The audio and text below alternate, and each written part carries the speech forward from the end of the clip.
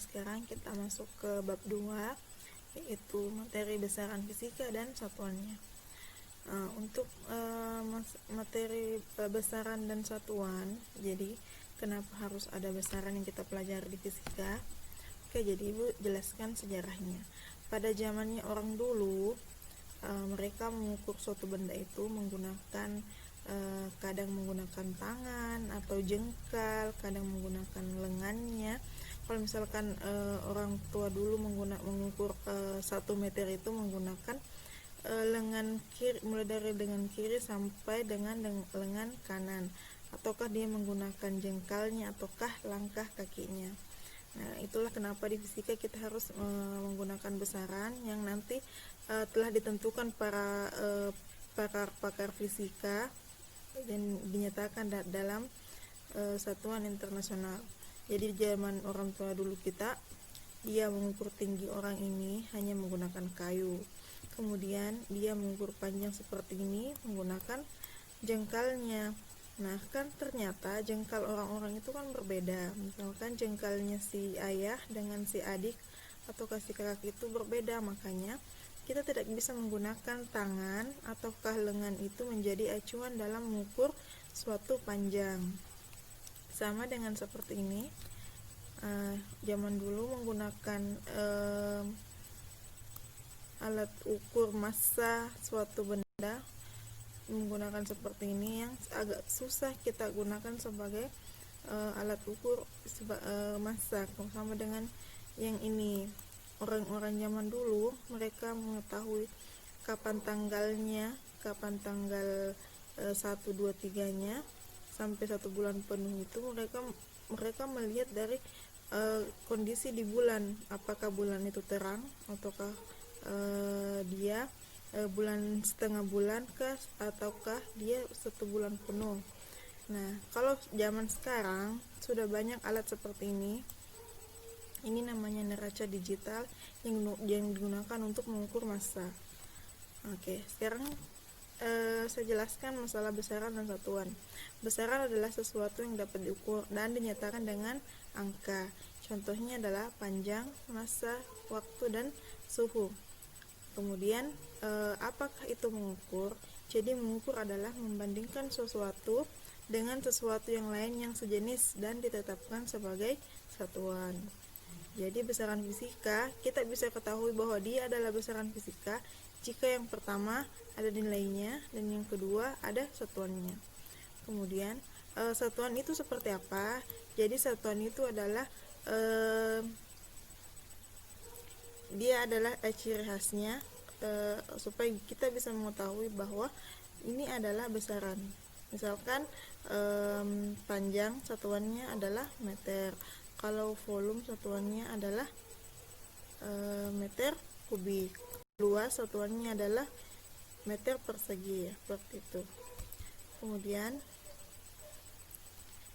ini dalam sistem satuan ada 2 jenis. Yang pertama dalam sistem metrik, dia ada simbolnya, misalkan MKS itu kepanjangan dari meter, kilogram, dan sekon. Kalau dia CGS berarti sentimeter, gram, dan sekon. Kemudian ukuran dari suatu besaran yang ditetapkan sebagai satuan, misalkan yang pertama meter, kilometer satuannya adalah panjang, detik, menit, dan jam satuannya adalah waktu, gram dan kilogram satuannya massa, dan seterusnya. Nah, setelah ditentukan dalam sistem internasional, satuan MKS yang telah disempurnakan atau paling banyak digunakan sekarang ini ada 7 besaran pokok. Yang pertama adalah ini. Besaran pokok terdiri dari 7 jenis, yaitu panjang, massa, waktu, arus listrik, suhu, intensitas cahaya, dan jumlah zat. Nah, sekarang perhatikan. Panjang satuannya adalah meter, kemudian disingkat atau ditulis biasanya seperti ini, M kecil, dan dimensinya adalah L. Massa satuannya kilogram, disingkat kg, dan dimensinya adalah M besar. Kemudian waktu satuannya adalah sekon, ditulis S, disingkat S, kemudian dimensinya adalah T. Dan seterusnya sampai di 7 besaran pokok. Kalau yang ini besaran turunan, Jadi besaran kembali lagi di besaran pokok. Jadi besaran pokok itu adalah besaran yang telah ada dan telah ditetapkan sebelumnya. Kemudian kalau besaran turunan adalah besaran yang diturunkan dari besaran pokok. Jadi kalau misalkan andaikan besaran pokok adalah orang tuanya dan si besaran turunan itu adalah anak cucunya. Jadi misalkan luas itu rumusnya panjang kali lebar, dimensinya nanti L kuadrat. Kemudian volume dimensinya adalah rumusnya panjang kali lebar kali tinggi, nanti dimensinya menjadi L pangkat 3. Nanti di slide selanjutnya akan Ibu jelaskan. Jadi sebenarnya besaran turunan itu bukan hanya sampai di sini saja, bukan hanya sampai di 8 saja, melainkan banyak sekali besaran-besaran turunan. Jadi semua yang masuk dalam rumus-rumus fisika itu adalah termasuk besaran turunan. Ini hanya sebagian garis kecil saja, contoh kecil yang mana yang termasuk besaran turunan.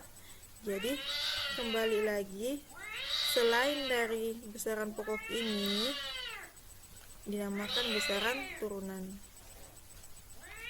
Oke, jadi dimensi adalah cara besaran itu tersusun oleh besaran pokok. Gunanya yang pertama untuk menurunkan satuan dari suatu besaran. Yang kedua untuk meneliti kebenaran suatu rumus atau persamaan. Kemudian contohnya seperti ini. Misalkan kecepatan satuannya adalah meter per detik. Kecepatan ini adalah besaran turunan karena dia satuannya dia sudah lebih dari 1. Dan ini juga kecepatan itu rumusnya kan jarak per waktu. Nah, sementara jarak itu adalah besaran pokok, waktu itu adalah besaran pokok. Jadi kecepatan itu adalah besaran turunan yang berasal dari besaran pokok. Nah, kemudian kita ke contoh soal. Pertama kita tentukan berapa dimensi dari luas. Jadi seperti tadi, luas kan rumusnya panjang dikali lebar. Ini untuk memudahkan mencari dimensinya, satuannya kan M. Jadi satuannya panjang itu M kecil, satuannya lebar itu M. Nah, sekarang kalian perhatikan di tabel yang sebelumnya, ternyata dimensinya panjang itu adalah L. Jadi karena sama-sama dia bersatuan meter, jadi kita tulis L dikali L. Hasilnya adalah L pangkat 2. Kemudian kita ke bagian selanjutnya, bagian B, volume. Volume itu rumusnya panjang kali lebar kali tinggi. Nah, ini panjang lebar tinggi itu sebenarnya satu rumpun. Semuanya adalah satuan dari M, satuan dari meter. Jadi kita tuliskan dimensinya, perhatikan cek kembali tabelnya, dimensinya meter itu apa? Jadi dimensinya adalah L kali L kali L, hasilnya adalah L pangkat 3. Oke, bagian selanjutnya bagian di gaya. Dimensi dari gaya kan rumusnya massa dikali percepatan. Ini M, simbolnya M. Kemudian percepatan itu disimbolkan dengan A. Sebelum kita mencari rumusnya, dimensinya gaya, kita terlebih dahulu mencari dimensinya dari percepatan. Nah, kemudian percepatan ini rumusnya itu A sama dengan V per T. V per T itu maksudnya adalah kecepatan dibagi waktu. Sementara kecepatan ini rumusnya adalah V sama dengan jarak dibagi waktu. Jadi kita harus cari terlebih dahulu berapa dimensinya dari kecepatan. Nah, sekarang jarak itu dia kan satuannya meter, berarti dimensinya adalah L. Kemudian kalau T itu waktu, dimensinya adalah T besar. Nah, sekarang kita selesaikan dimensi ini. Karena ini masih bagi, jadi kita naikkan menjadi perkalian. Jadi L dikali, ini kan T dia per, jadi kita harus naikkan ke sini supaya sejajar, jadi T pangkat minus 1. Karena dia naik berarti dia akan menjadi minus, karena T nya 1 berarti di sini T T-nya berpangkat minus 1. Oke, sekarang kita sudah peroleh dimensi dari kecepatan. Sekarang kita masukkan ke sini untuk memperoleh dimensi dari percepatan. Jadi L dikali T pangkat minus 1 dibagi, ternyata di sini ada juga T-nya, ada waktunya, berarti dimensinya adalah T besar. Jadi di sini sama dengan L dikali T pangkat minus 2. Kenapa minus 2? Karena ini kan T-nya nanti kita akan naikkan ke sini juga, berarti T pangkat minus 1 ditambah T pangkat minus 1 menjadi T pangkat minus 2. Oke, sekarang kita sudah peroleh. Jadi kalau ada yang bertanya kenapa di sini L kali T pangkat minus 2, itu adalah dimensi dari percepatan. Jadi cara mencarinya seperti ini. Sekarang kita tinggal kalikan. Jadi M dikali L kali T pangkat minus 2, itulah dimensi dari gaya. Oke, sekarang bagian ketiga.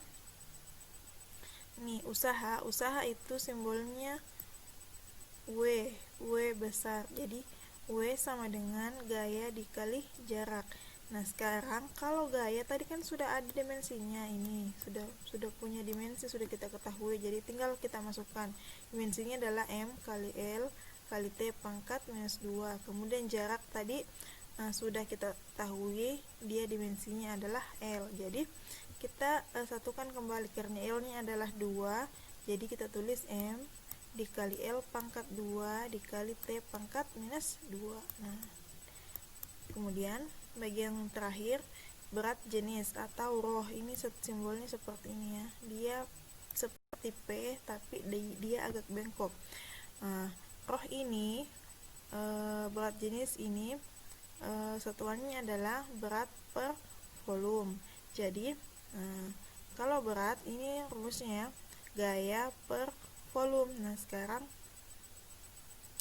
kalau berat tadi kan sudah ada, kita cari dulu rumusnya. Ini berat, rumusnya adalah gaya per volume. Jadi kita tulis M gaya tadi dimensinya berapa, M kali L pangkat M kali L kali T pangkat minus 2. Sementara volume tadi kan rumusnya ini, dimensinya ini L pangkat 3, jadi kita tulis L pangkat 3. Sekarang kita satukan. Jadi kita bawa ke sini, M kali L kali T pangkat minus 2. Karena ini L-nya harus kita naikkan, berarti kita ubah L kali pangkat minus 3.